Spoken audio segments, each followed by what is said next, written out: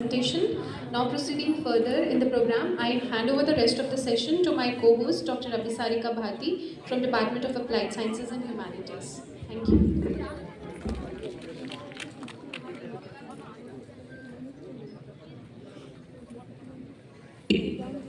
Good afternoon, all of you sitting here. Myself, Dr. Abhisarika Bharti from Department of Applied Science and Humanities. I would continue with our next speaker. It's an honor to introduce Dr. Yojana Singh, a distinguished scientist whose contribution have significantly advanced the field of nuclear medicine, radiopharmaceuticals, and public awareness of nuclear science in India. Dr. Singh holds a postgraduate degree in organic chemistry, followed by a PhD in analytical nuclear medicine under the esteemed guidance of Dr. N. Ramamurthy. Her academic journey laid the foundation for a remarkable scientific career dedicating to improving diagnostic and therapeutic tools in healthcare. She joined the board of radiation and isotope technology, where she played a pivotal role in the research, production, and nationwide supply of radioimmunoassay kits and radiopharmaceuticals. Dr. Singh has significantly involved in the development of several novel radioimmunoassay kits and radiopharmaceutical formulations, supporting the estimation of vital human hormones as well as the diagnosis and treatment of complex disease, including various forms of cancer. Her excellence has been recognized at the highest level. She is the recipient of 4 prestigious Dr. Homi Bhabha Group Achievement Awards, honored for outstanding contribution to science, engineering, and technology. She has also authored numerous research papers published in reputed national and international journals, further enriching the scientific community. We are privileged to have her with us today. Please join me in welcoming Dr. Yojana Singh.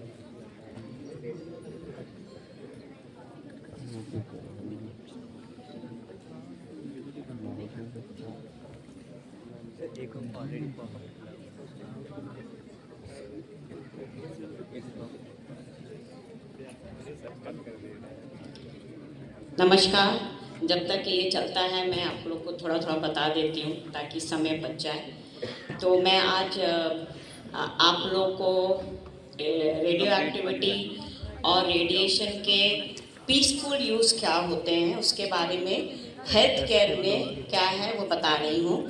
अभी विकास ने आपको agriculture के बारे में बताया और अब मैं हेल्थ केयर के बारे में बताती हूँ, क्योंकि यूजली क्या है, सबको बड़ा जिज्ञासा होती है अपने हेल्थ के बारे में। और आज इतनी टेक्नोलॉजी बढ़ गई है कि हमें अपने को हमेशा हर 6 महीने में अपडेट करना पड़ता है। तो उसमें जो सबसे अच्छा यूज़ होता है, पीसफुल यूज़ हेल्थ केयर में है, वो है न्यूक्लियर मेडिसिन में। आप लोग ने अप्थल सुना होगा, गायनिकोलॉजी सुना होगा, पीडियाट्रिक ब्रांच सुना होगा। और रिसेंटली 60-70 साल पहले एक नया ब्रांच आया जिसको हम कहते हैं न्यूक्लियर मेडिसिन। मतलब ये है कि हम लोग न्यूक्लियर एनर्जी या न्यूक्लियर की जो चीज़ें होती हैं जैसे रेडिएशन, रेडियो एक्टिविटी, उसका हम लोग फिर इस्तेमाल करते हैं to diagnose and do the therapy.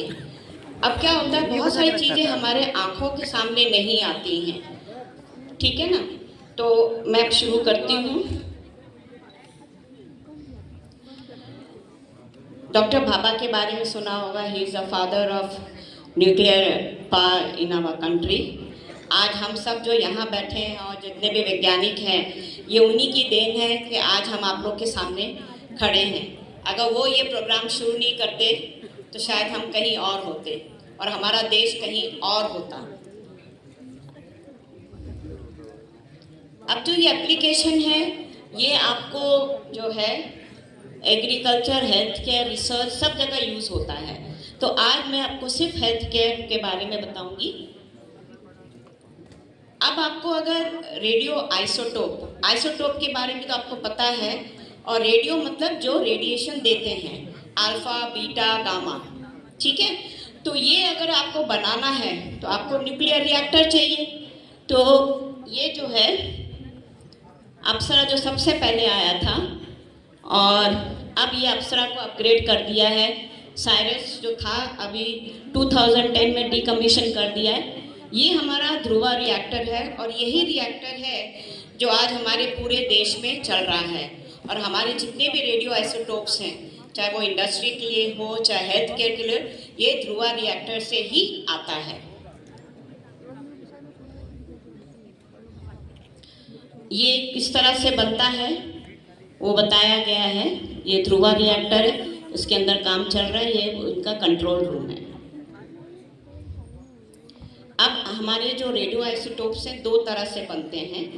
तो जैसे मैंने कहा कि एक न्यूक्लियर रिएक्टर से बनता है और एक ये साइक्लोट्रॉन से बनता है। सिंपल ये है कि साइक्लोट्रॉन में वो रेडियो आइसोटोप बनते हैं जिनकी हाफ लाइफ बहुत कम होती है, मिनट्स में या घंटों में होती है। तो ये हमको मोस्टली जहाँ हमारा काम होता है वहीं हमको इंस्टॉल करना पड़ता है। और पर जो ये रिएक्टर है, इसमें आप कई 100-200 तरह के रेडियो आइसोटोप बना सकते हैं, और वो यही बन सकते हैं, आप इनको अपनी जगह में इंस्टॉल नहीं कर सकते हैं। ये मैंने एटम बताया है, प्रोटॉन, न्यूट्रॉन, इलेक्ट्रॉन, ठीक है। ये हमारा एटम है। अब जो रेडियो आइसोटोप है तो ये अनस्टेबल होता है। अनस्टेबल का मतलब ये स्टेबल नहीं है, तो ये अपने आप को स्टेबल बनाने के लिए क्या करता है, रेडिएशन छोड़ता है। जैसे अब एक बच्चा है, खूब भागता है, खूब भागता है, खूब भागता है, अल्टीमेटली वो थक जाता है, स्टेबल हो जाता है, तो अपनी एनर्जी उसने छोड़ी है। सेम यहाँ पर है कि ये अपनी एनर्जी छोड़ के स्टेबल बनता है। तो एनर्जी वो कैसे छोड़ता है, या तो वो अल्फा, बीटा, गामा देता है। तो अल्फा, बीटा, गामा का हम लोग हेल्थ केयर में इस्तेमाल करते हैं, और कैसे करते हैं ये मैं आगे बताती हूँ। ये जो है हमारा रेडियो आइसोटोप्स जो हम कोई भी रेडियो आइसोटोप नहीं यूज़ कर सकते हैं। हम यूज़ करते हैं मेडिकल रेडियो आइसोटोप, जो हमारे शरीर के लिए सेफ है और हमें कोई अनवांटेड प्रॉब्लम नहीं देगा। तो हम वही मेडिकल रेडियो आइसोटोप चूज़ करते हैं। तो कैसे चूज़ करते हैं, ये उसके सारे पैरामीटर्स दिए हुए हैं। ये तरह तरह के हैं रेडियो आइसोटोप्स।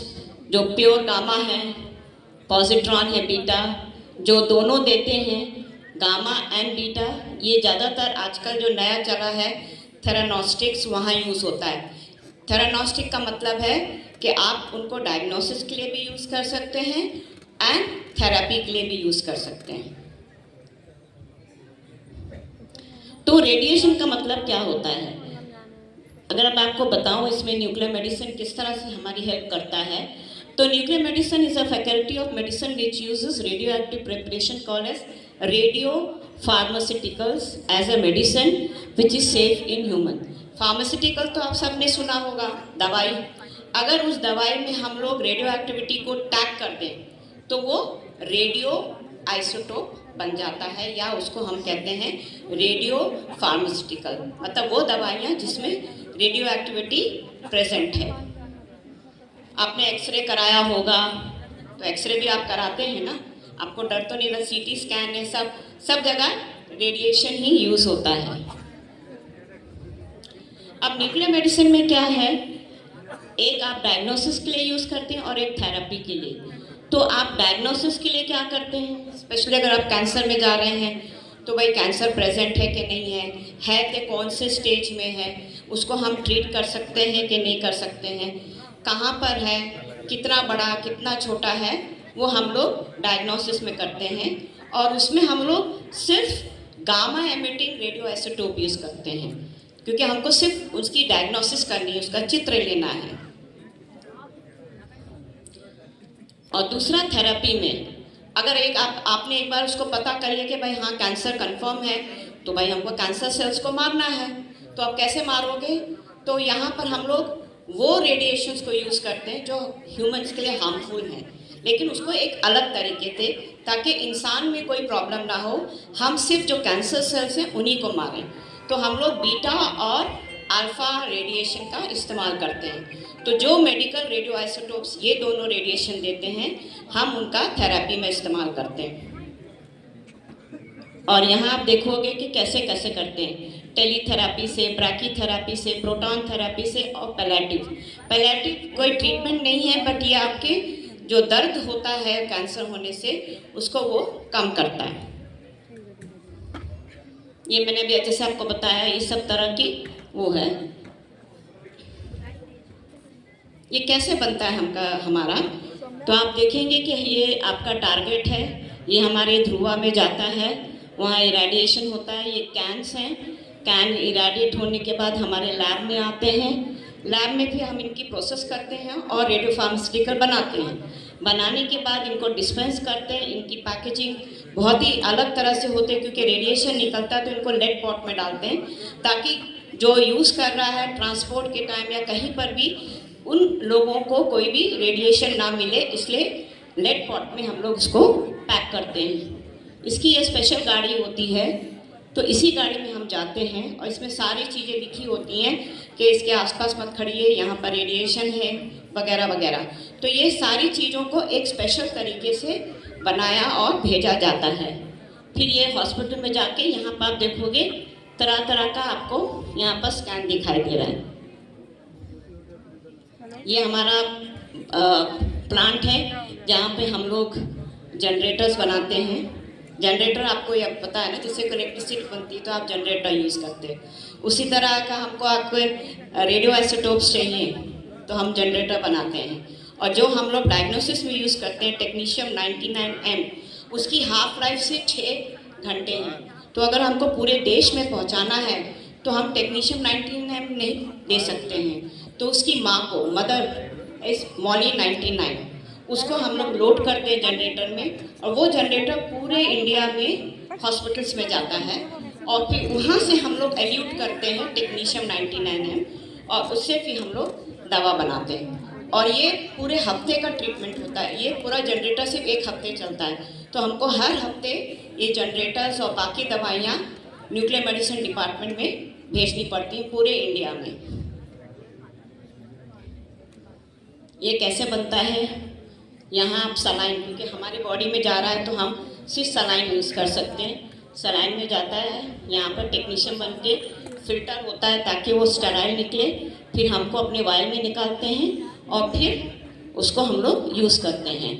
तो यहाँ देखिए, जब एक बार हॉस्पिटल में पाला जाता है तो स्टेराइल कंडीशन में इसका प्रिपरेशन बनाते हैं, इंजेक्शन बनाते हैं। और इंटरवेनियस इंजेक्शन जो स्पेशलाइज्ड डॉक्टर होते हैं, न्यूक्लियर मेडिसिन में कोई और डॉक्टर नहीं, सिर्फ जो न्यूक्लियर मेडिसिन का कोर्स किए हैं MD में या ट्रेड किया है, वही डॉक्टर इन चीज़ों का इस्तेमाल कर सकते हैं, बाकी नॉर्मल डॉक्टर्स नहीं कर सकते।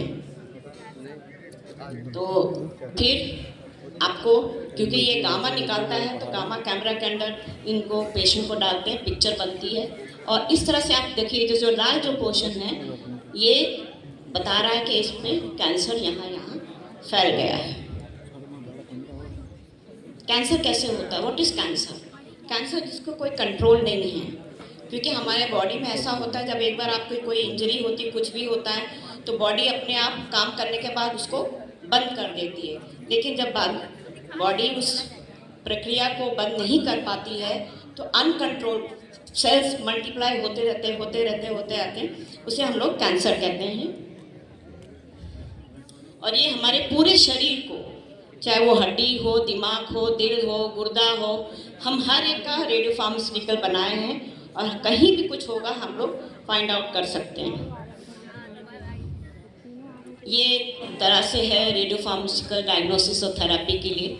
आपको पता है, जो कैंसर सेल्स होते हैं उसके ऊपर एक एंटीजन रिलीज होता है।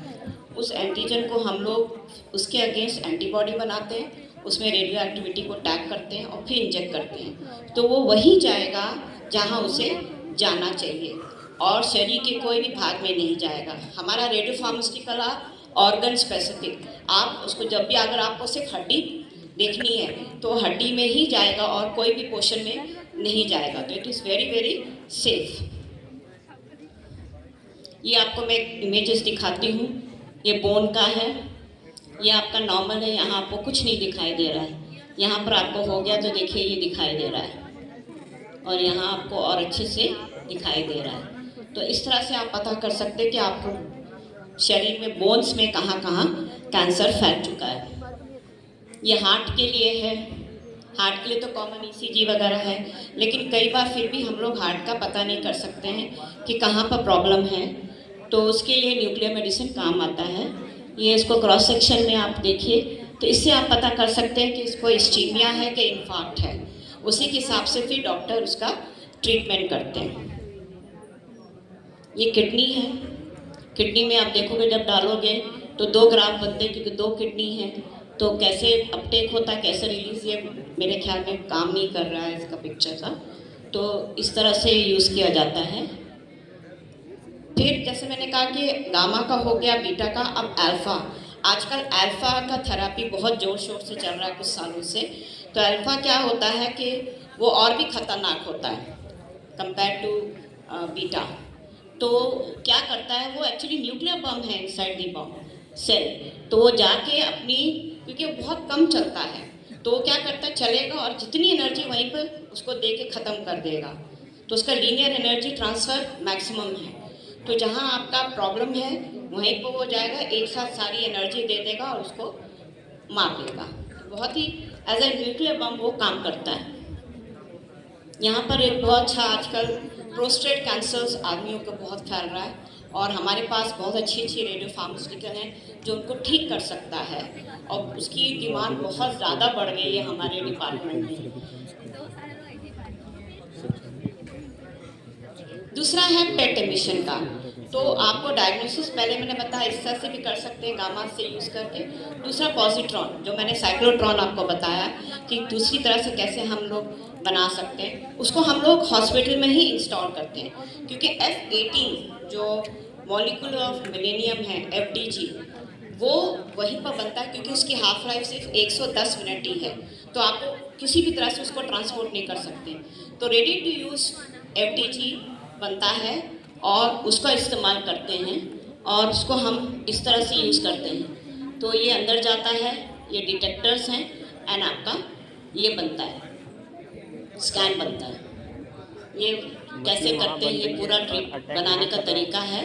और क्योंकि इसकी हाफ लाइफ कम है तो ये पूरी तरह से बन के मशीन से निकलता है, और इमीडिएटली हम लोग पेशेंट में यूज़ कर सकते हैं। ये मशीन है। पर हमको क्यों चाहिए, क्योंकि ऑन्कोलॉजी में स्टेजिंग के, मॉनिटरिंग के आपको जब दे रहे हैं तो ठीक हो रहा है कि नहीं हो रहा, कितना ठीक हुआ, तो ये सब भी, क्योंकि जब आप ट्रीटमेंट लेते तो आपको पता चलना चाहिए कि ट्रीटमेंट ले रहे हैं सही के गलत है, तो उसको भी देखते हैं। ट्रीटमेंट के बाद उसकी मॉनिटरिंग करते हैं और फिर इसकी स्टेजिंग करते हैं। तो आजकल इसका हम लोग न्यूरोलॉजी, कार्डियोलॉजी और इन्फेक्शन में भी यूज़ कर रहे हैं रेडियो फार्मास्यूटिकल्स को। ये आप देखिए कैसे हम लोग उसकी स्टेजिंग करते हैं, तो किस तरह से हमको दिखाई देता है। अब हर कोई तो साइक्लोट्रॉन नहीं लगा सकता है, क्योंकि साइक्लोट्रॉन कम से कम 8-10 करोड़ का खर्चा है, फिर उसका मेंटेनेंस है। तो उसका ऑल्टरनेटिव सोर्स यूज़ किया है गैलियम 68 जनरेटर। तो इसकी भी हाफ लाइफ 68 मिनट्स हैं। तो इसमें हम लोग जर्मेनियम, जो उसकी मदर है, वो उसको लोड करते हैं, जिसकी हाफ लाइफ 265 दिन है। तो पूरे साल हम इसको आप यूज़ कर सकते हैं। जो जैसे गाय का दूध निकालते हैं वैसे हम इसको एल्यूट करते हैं, ठीक है ना। तो उस तरह से होता है। तो ये थोड़ा सा चीप, सस्ता होता है। ये टेलीथेरेपी कैसे यूज़ करते हैं कोबाल्ट 60 से। ये प्रोटॉन बीम थेरेपी, अब ये बहुत ही नया आया है प्रोटॉन बीम थेरेपी। इसमें भी क्या यूज़ करते हैं, जो रेडिएशन है आपका, सबसे ज़्यादा इसका पावर होता है। तो ये ब्रैग स्पीक बोलते हैं। तो ये, हाँ, ख़त्म कर रही हूँ। तो ये वहीं पर यूज़ होता है ब्रेन में, ठीक है ना। तो जैसा भी ये ब्रेन में यहाँ पर है, अगर आप नॉर्मल यूज़ करोगे रेडिएशन तो पूरे ब्रेन में इफेक्ट होगा, लेकिन प्रोटॉन बीम थेरेपी में आपको वही होगा और ब्रेन के किसी भी भाग में आपको प्रॉब्लम नहीं होगी। सबसे पहले ये अपोलो में हुआ था, चेन्नई में, और अब ये हमारे एक्ट्रैक्ट में नवी मुंबई में है, जो 1-1.5 साल पहले हुआ है, और इसकी कॉस्ट है अपोलो में 45 लाख, हम 2-3 लाख में कर देते हैं। सो देखिए फ़र्क कितना है। ये है ब्रैकीथेरेपी, ये भी एक अलग तरीके से है कि वो जो सोर्स को है जहाँ पर है वहीं अटैच कर देते हैं ऑपरेशन के थ्रू, फिर रेडिएशन होने के बाद ऑपरेशन के थ्रू उसको निकाल दिया जाता है। ये आँखों के कैंसर के लिए बनाया है, और ये वेल्थ फ्रॉम वेस्ट, मतलब जो रेडियो एक्टिव वेस्ट है उसमें हमने रुथेनियम निकाला है और उससे इसको बनाया है, तो जो आँखों का कैंसर है वो तुरंत ठीक हो जाता है। ये रेडिएटर प्लांट है, क्योंकि आपने देखा होगा जहाँ पर ट्रांसप्लांट होता है ऑर्गन का, तो हम नॉर्मल खून नहीं दे सकते उन लोगों को, क्योंकि नॉर्मल खून उस आदमी के लिए जहर हो जाएगा, क्योंकि उसको वो फौरन पहुँचाएगा। तो वो आपके जो ऑर्गन ट्रांसप्लांट किया उसको भी रिजेक्ट कर देगा और आदमी भी मर जाएगा। तो उसके लिए हमको जो खून दिया जाता है ऑपरेशन के दौरान, उस खून को हम लोग इरेडिएट करते हैं। इरेडिएशन से खून में कोई प्रॉब्लम नहीं है, लेकिन जो एंटीबॉडीज़ बनाता है उसको हम लोग टी लिम्फोसाइट्स जिसको कहते हैं, उसको हम लोग ख़त्म कर देते हैं, एंड फिर वही खून यूज़ किया जाता है इन पेशेंट्स के लिए। So thank you very much. तो radiation do improve our life, तो रेडिएशन को किसी हार्मफुल चीज़ से ना पहचाने, ये हमारे मैनकाइंड के लिए बहुत अच्छा है। धन्यवाद। Thank you, ma'am, for such a wonderful lecture. I'm surely that would inspire our student and would